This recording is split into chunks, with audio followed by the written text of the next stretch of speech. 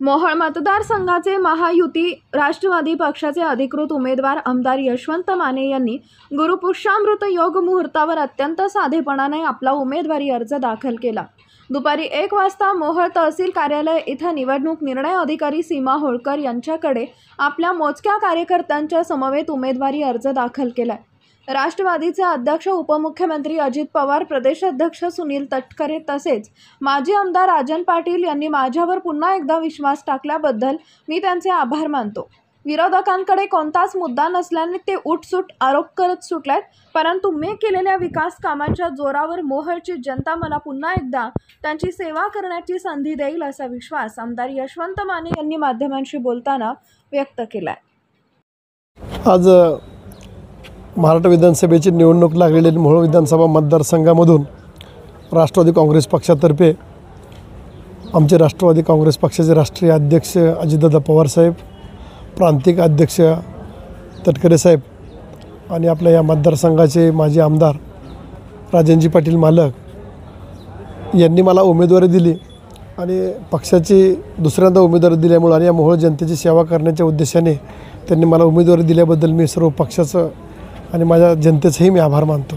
दुष्काळाचा कलंक आणि दबावाचं राजकारण संपवण्यासाठी आम्ही आता मैदानात येतोय असं काही जणांकडून सांगितलं जातं, काय सांगाल? मी काय ऐकलं नाही कोणाचं, काय हे कोण बोललं हे ऐकलं नाही मला। तात्या, आपला विकास जो आहे फक्त कागदावरच आहे असं मतदारसंघात चर्चा आहे, ते कितपत खरं आहे कितपत खोटं आहे? जे कोण असं म्हणत असतील त्यांनी त्या प्रत्येक गावात 142 गावामध्ये जाऊन त्यांनी प्रत्यक्ष पाहावं की या गावामध्ये आपण विकास केला आहे का नाही। कागदावरती विकास कसा असू शकतो? 5 वर्षापूर्वीपासून आपण कामं करतो आहे। ज्या गावात आपण कामं केलेत, काय कामं झालेले आहेत, काय मंजूर आहेत, काय टेंडर प्रक्रियेत, ही सर्व कामं आपण प्रत्येक गावाच्या चौकामध्ये आपण बोर्ड लावले होते। त्याच्यामुळे फक्त कागदावरची विकास म्हणण्यापेक्षा ज्या रस्त्याने ते जातात, ज्या गावाला भेटी द्यायला, ते रस्ते आपण केले आहेत। ज्या गावात गेल्यानंतर त्यांना पाणी प्यायला मिळते तेही जलजीवन मिशनच्या माध्यमातून आपण पाणी त्यांना दिलेले आहेत आणि ज्या ठिकाणी शेतकऱ्यांना लाईटीची सोय केलेली आहे, हे सर्व गोष्टी आपण केलेल्या आहेत। त्या तुम्हाला ज्या बी ठिकाणी विकास कामं चालू दिसतील ते फक्त राष्ट्रवादी काँग्रेस पक्ष महायुती सरकारच्याच माध्यमातून आणि मोहोळच्या आमदाराच्याच माध्यमातून कामं चालू दिसतील। तुम्हाला दुसरे इतर कुणाच्याही निधीमधून तुम्हाला कामं मतदारसंघामध्ये दिसणार नाहीत। दुष्काळामध्ये 70 टँकर आम्ही दिले, मागेल त्याला रस्ता आम्ही दिला, त्यामुळे यंदा आम्हीच बाजी मारणार, विद्यमान आमदार विकास करत नाही असा दावा काही जणांकडून केला जातो, काय सांगा? त्यांनी काय दिलं हे बघण्यापेक्षा विद्यमान आमदारावरती काहीतरी बोललं पाहिजे, तरच त्यांचं काय मार्केटमध्ये काहीतरी विकू शकतं या उद्देशाने ते बोलत असतात। वास्तविक पाहता त्यांना उमेदवारी मिळवायची किंवा जनतेच्या समोर जाण्याच्या उद्देशाने ते ह्या गोष्टी करतात। मी आमदार आहे, मला जे महत्त्वाच्या गोष्टीत असेल, तुम्हाला सांगतो, पाणी असेल, लाईट असेल, ह्या गोष्टी मी जे करतो आहे ती मला दाखवायची गरज नाही। ज्या पद्धतीने रस्त्याला त्यांनी मुरुम टाकला असेल, मी सुद्धा भरपूर गावामध्ये ज्या ठिकाणी शेतकऱ्याला अडचणी आहेत अशा ठिकाणी माझ्या काही शासनाच्या माध्यमातून, काही माझ्या माध्यमातून मी रस्त्याला मुरुम टाकले असतील, खडीकरण करून दिले असतील, ते दाखवण्याची गरज काय? मला त्यांना दाखवण्याची गरज पडते, कारण मला एक तर जनतेचा अधिकार एक माझ्याकडून कामं करून घ्यायचा। ती मी सर्व जनतेची कामं, मूलभूत सुविधा पुरवण्याचं काम मी करते आणि ती मला कुठं मीडियामध्ये दाखवण्याची मला गरज वाटत नाही। तात्यासाहेब, महाराष्ट्रामध्ये विधानसभेच्या अनुषंगाने तुतारीची क्रेज आहे, मग त्याचा कुठेतरी फटका बसू शकेल का विकास कामाच्या जोरावर तुम्ही निवडून? नाही, वास्तविक आता विकास कामाच्या जोरावरतीच आमदार निवडून आला पाहिजे। पक्षाच्या चिन्हावरती किंवा ह्याच्यावरती निवडून येण्याची माझी भूमिका नाही। पक्षाचं चिन्हही राष्ट्रवादी काँग्रेस पक्षाने मला दिलेलं आहे, पण ते चिन्ह प्रत्येकाच्या घरामध्ये, मनामध्ये बिंबवण्याचं काम ते निधीच करत असतो।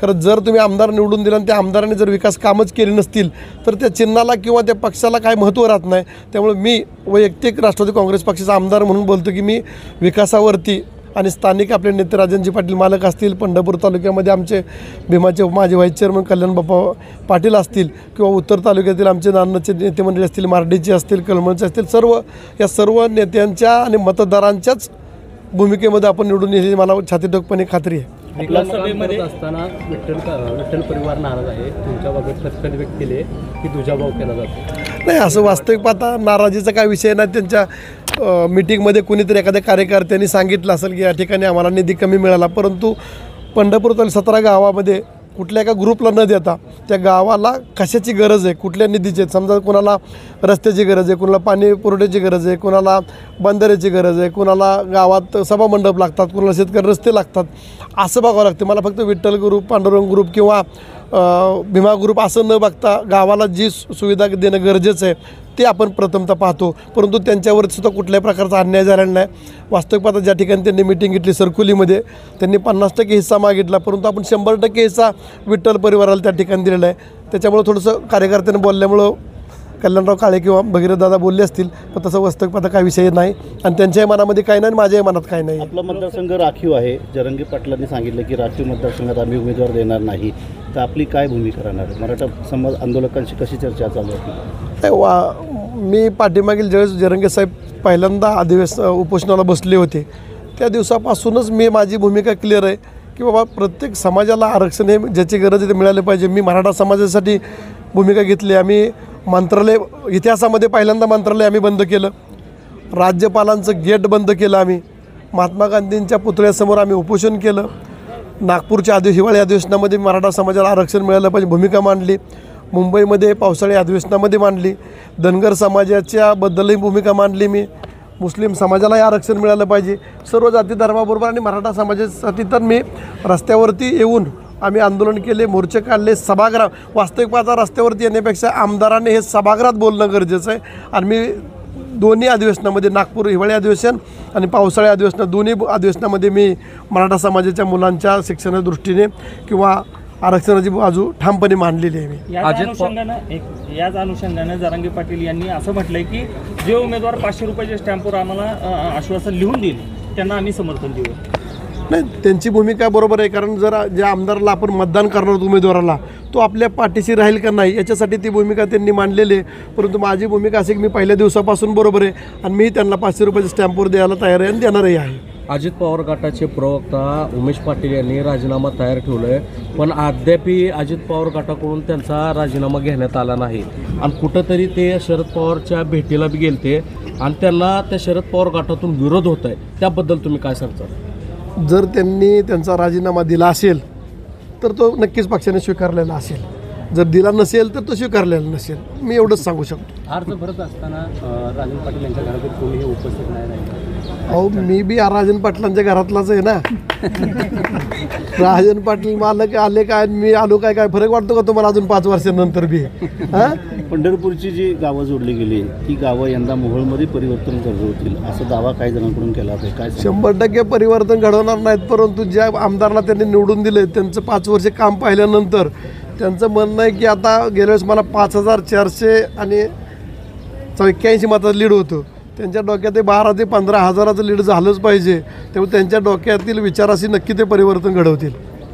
गावगावी जी बॅनर लागली आहेत त्यामध्ये निम्मे कामं झाली आहेत, निम्मे कामं झाले नाहीत असं त्यांची मागणी आहे. नाही, विषय नाही. ते जे तुम्हाला बोलले असतील त्यांच्यात तर ते का असू शकतं, कारण आपण निधी मंजूर करतो, निधी मंजूर केल्यानंतर त्याचे इस्टिमेट बांधतात, त्याची टेंडर प्रक्रिया होती, वर्क ऑर्डर होतात, याला कालावधी लागतो.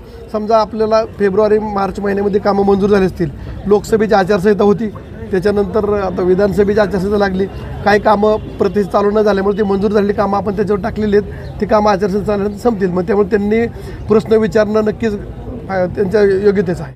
ताज्या घडामोडी जाणून घेण्यासाठी शिवशाही न्यूज यूट्यूब चॅनलला सबस्क्राईब करा. आपण हा व्हिडिओ फेसबुकवर पाहत असाल तर फेसबुक पेज फॉलो करा आणि शिवशाही न्यूज.com या आपल्या वेबसाईटलाही भेट द्या.